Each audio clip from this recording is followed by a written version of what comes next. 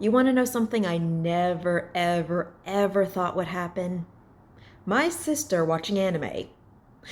This is the same person who, when we were teenagers, would make fun of me for, watching the dubs and paying attention to them and going on crazy websites to find them. Yeah, yeah. 15 years later, she gets a boyfriend who likes watching such things, and now she's calling me up saying, "Oh my god, Kiki's delivery service is so amazing. Why have you never, made me watch this?"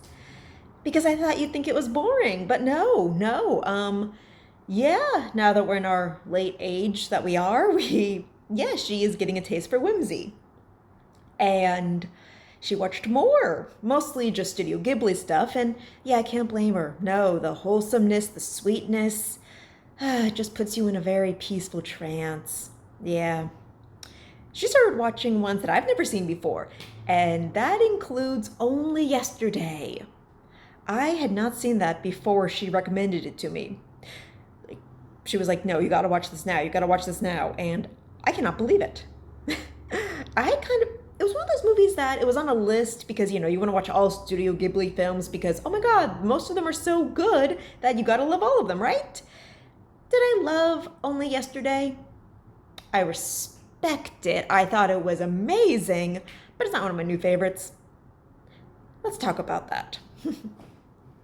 Here's a fun thing. It was actually made in the 90s, and I thought it was more recent, like the 2010s.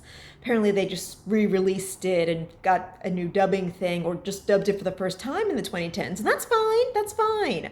What matters is the animation is lovely. It does that good Studio Ghibli thing, where it goes really, really slow and really lets you settle into the zone of, where the characters are. You watch them do little insignificant things, but it really plants you there with the tiny sound effects, I don't know, car buckles or bags shifting as you jump on a train. It's boring little stuff that really puts you in there. It soothes you. So, yeah, as a Studio Ghibli film, it is excellent. It is wonderfully written, it's wonderfully animated, and it's unique. Is it like anything I've ever seen before? I see some similarities with other movies I've seen, but I just watched too many movies. So, what is the story? Well, yeah, the cover is a little misleading, but not terribly so. I thought the movie, only from watching the cover of a DVD, was going to be about a mom and a daughter going on vacation and not having a great time. It's not that. It's about a young woman who goes on vacation to a farming, small community. And even though she calls her sister, and the sister's like, "That's not a great vacation, you're working." And she's like, "I like the work." Yeah, yeah. Yeah, that's one of those moments where your siblings don't get you, but you call them anyway. Totally easy to relate to. And yeah, while she's going on this vacation and while she's, doing the traveling, for some inexplicable reason, she is kind of having flashbacks of when she was in the fifth grade. And they're really hitting her. And it is a great, the writing is so good of where it just grabs you in with the vulnerability. And it doesn't show you all the happy moments that, make this character such a great character. It doesn't show her being a wonderful person through her whole life. No, it shows the mortifying parts of being a little preteen. It shows the stuff that you can't really forget but kind of scarred you. Yeah, nothing terrible, terrible happens, but it's just really, really, really embarrassing stuff. Oh, she and her friends talk about her periods and the boys tease them about it.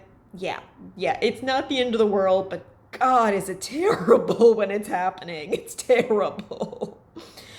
Yeah, and she's thinking about how sometimes she would lose her temper and not explain herself because that's what kids do. They don't know how to explain themselves. And, her parents or big sisters, they're kind of frustrated with her.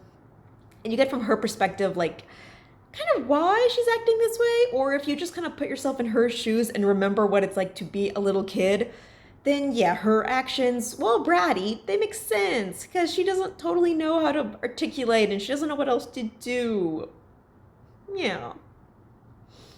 So yeah, we go back and forth from this young woman who is kind of having a under the Tuscan sun, eat, pray, love sort of vacation. And I say that because it's got this rom-com-y feel, where she had planned this, she had gone on this vacation already, but she meets a handsome stranger, they connect, Yeah, she gets some perspective on other teenagers, like that she's meeting on the trip, and she's learning new stuff about the village. It's all very, very pleasant. But I don't know, the romantic aspect just really makes it feel like a rom com to me. You know, handsome dude, quirky, totally into her, just inexplicably from the start. Yeah, it's sweet, it totally makes sense, it feels organic, but just a little part of my mind is going, oi, of course. Just for reasons you can't totally explain, something just triggers your memory. And it's not totally harsh things, but it is stuff that, she has a different perspective of as an adult. She can kind of laugh at now. But yeah, some of the stuff, that she's revealing to her guy friend, ooh, is really harsh and sad. And even though no one like physically got hurt, it is stuff you remember for better or worse. So as she's explaining to her guy friend like all the stuff she's remembering and how it makes her feel, he's listening and it's just very intimate. It's very sensitive and sweet, and I liked that part very, very much. It really made me feel like I was talking to a friend or listening to a friend. And that part is lovely. It truly, truly is. And despite the fact that I think this movie is good all the way around, it has good writing, it makes you care about the characters for their good traits and their bad traits. The animation is stunning. Like Studio Ghibli does.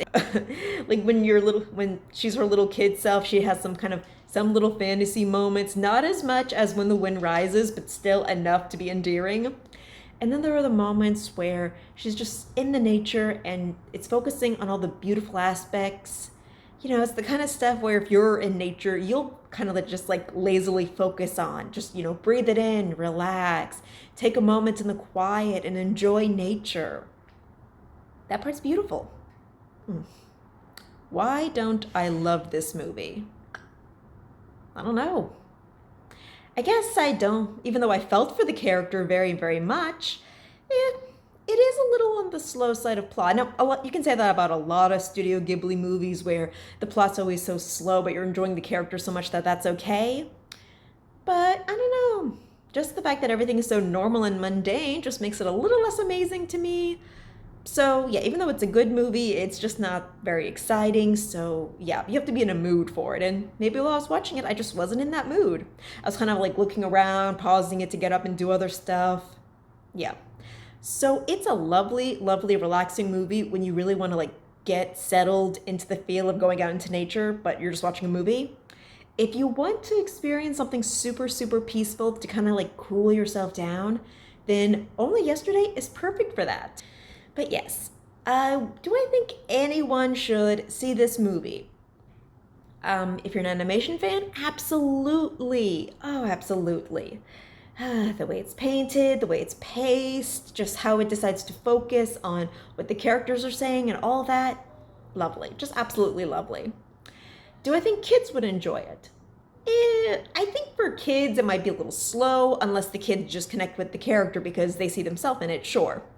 Do I think any adult would see it? If you want a movie with a little more talking, a little more like pep in its step, then no. This is really a cool down kind of movie. I'm chilling and I'm watching a very peaceful, like don't have to think too much kind of movie. It's very pleasant in that way. So while I don't think it's for everybody, I think, if you're in the right mood, anyone could enjoy it. You just have to be in that mood. Thank you for watching. Glad to be back.